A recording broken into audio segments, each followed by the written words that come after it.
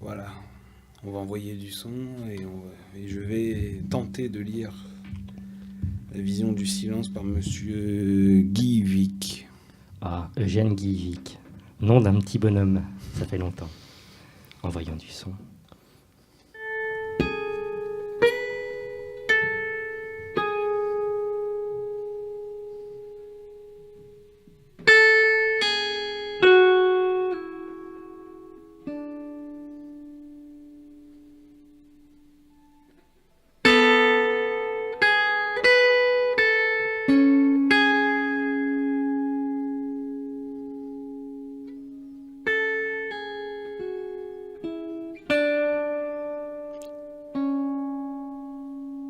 Je fore.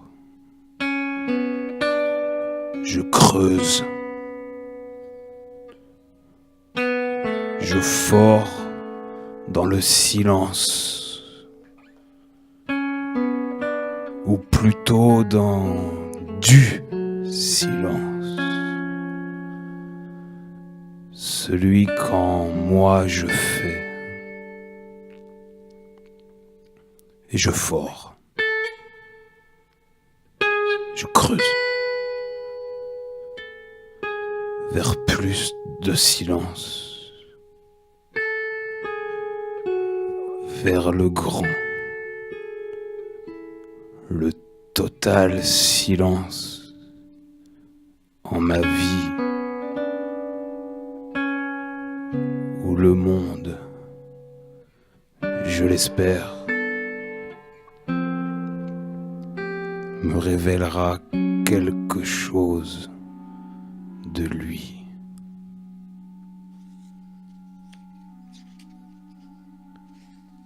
Je veux entrer, mais je ne sais ni où, ni dans quoi. Il semblerait que ce soit là où je me confondrais avec la source de ce dont j'ai toujours eu besoin. Mon royaume, c'est du silence, où je ne règne pas, je ne régente pas. Je le laisse me posséder, je l'aide en cela par tout ce qui me crée. Je me baigne en lui, comme si je le touchais par quelque chose en moi dont je ne connais que l'existence, ce que de l'immensité il assigne à mon désir.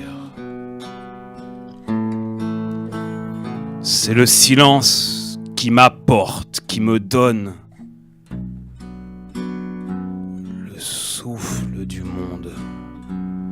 Il me permet de me connaître en lui, à l'écoute de mon être tel que je le pressens. Il m'ouvre une porte sur un espace de calme où s'éclaire la présence indispensable. Dans mon royaume, je sens soudain passer par moi le constant croisement de l'espace et du temps.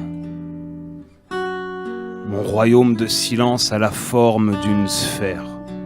Je n'y suis pas au centre, mais quelque part en haut, là où je me tiens. Tout me revient, tout m'arrive. J'ausculte un présent sans frontières. Je me vise au plein de la sphère de silence que je parviens, même parfois dans les bruits, à créer autour de moi.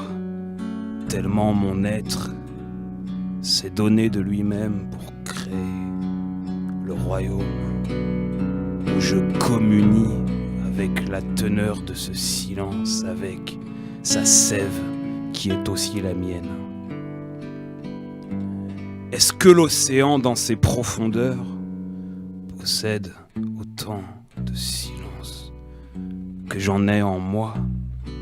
Sinon, est-ce pour se libérer de son bruit qu'il vient sur nos côtes faire tout ce tapage, ravager ce qu'il peut pour enfin s'affaler comme sur un lit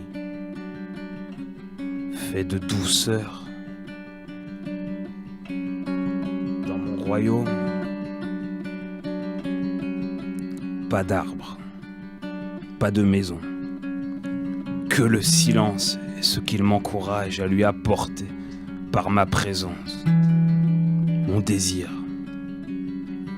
Nous restons ainsi à jouir l'un de l'autre comme font le ciel et sa charge d'azur.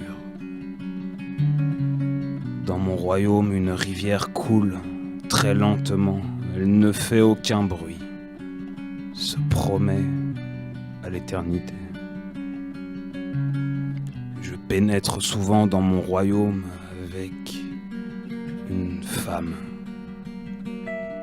ma femme, la dame du silence.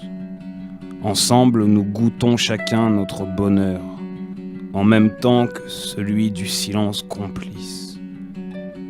Et dans ces heures-là, le royaume se rêve et se retrouve bénissant. Tant d'années, tant de douleurs, de joie et de vacances en dehors de tout m'ont permis de m'acharner à créer le royaume où je m'englobe. Là, je convoque la fleur que je choisis pour la vivre, me fortifier. Et vient le moment où la fleur se fane, prépare sa résurrection. Des pensées, des souvenirs pas toujours faciles à chasser, à guérir, viennent troubler le royaume. Alors, en veille, j'abandonne le poyen. Je m'occupe. Je me laisse habiter par un quotidien qui m'absorbe. Jusqu'à ce que le royaume revienne me prendre. Les bruits, les vaincre. Les éloigner, les oublier. C'est tout mon savoir d'éteignoir de bruit. Je puise dans ma réserve de force au fond de moi-même. Je ne gagne pas toujours aux abords du royaume. Je résiste. Bonheur de constater que dans ma sphère, silence et joie se confondent. C'est comme si la longue plongée dans le silence me lavait, me purifiait, effaçant sur moi les tâches que font les heures sans intérêt, ces heures vides où pour tenir on cherche à quoi s'accrocher, où parfois la fatigue oblige à s'arrêter. Plus facile de trouver son royaume de silence dans la solitude et l'immobilité que dans la foule et le vagabondage, mais c'est parfois possible. La condition, le don total de soi-même à soi. Tout ce que je fais apparaître dans mon silence est prêt à se donner avec un sourire, porteur du bonheur de silence. Le bonheur dans mon royaume de silence, c'est de communier avec soi-même en toute chose. Je me dis que la prune vit en son noyau, comme je vis en moi dans le sanctuaire de mon royaume. Dans mon royaume, rien ne me pèse, mais tout a son poids. C'est comme si ma joie délivrait chaque chose de sa pesanteur et me l'apportait tel un cadeau que me ferait l'espace. Dans mon royaume, une feuille d'arbre est une feuille. Je n'opte jamais pour l'immensité. Je suis moi-même petit. Pourtant, il me semble que tout le souffle qui cherche à faire vivre le monde, je le retrouve ici, où toute chose avec moi communie. Quand vers le haut j'ouvre mon royaume, rien ne trouble mon silence. Le ciel est toujours d'un azur un peu pâle, qui paraît me faire entendre « Aime-toi un peu plus quand même ». Il m'arrive parfois de faire entrer dans mon royaume un oiseau et je le fais chanter. Toujours il me chante des airs que je ne connais pas mais qui m'agréent, m'expriment le centre du royaume, le renouvelle, me l'approprie davantage, me donne aussi envie de chanter et je chante, je sais parler au rossignol. La preuve, il me répond et son chant entre dans mon royaume, nourrit le silence. Comme tous les royaumes, mon royaume n'est pas à l'abri des menaces. Tantôt il disparaît, tantôt il m'expulse. Reste à le reconquérir, à le mériter, à se mériter. Nécessité de rassembler en soi toutes les provinces de silence, d'en créer parfois contre ce qui veut s'installer en moi, nécessité de se retrouver. Je sens que le lac doit vivre son eau, comme je vis le silence dans mon royaume, qu'il se possède lui aussi au long des heures, mais lui, sait-il qu'il a été mon maître dans l'art d'épouser le temps au sein du silence? Que viens-tu faire, poème, dans le royaume?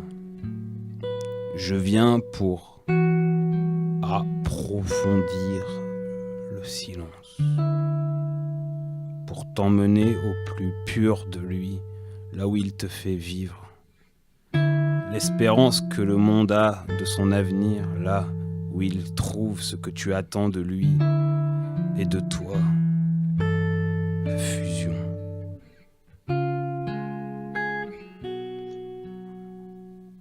Bonheur de se voir arriver au centre du royaume, alors on écoute tout en regardant.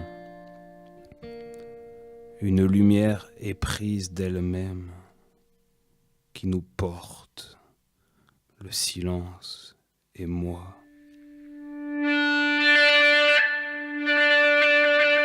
Repos.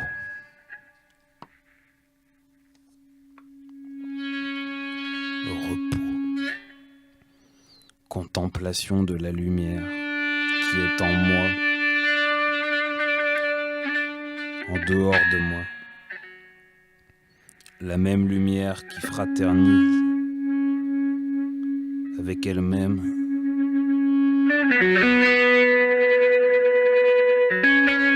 Avec moi. Le silence, ma lumière.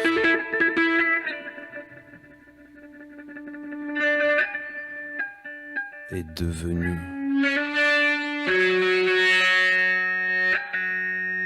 joie.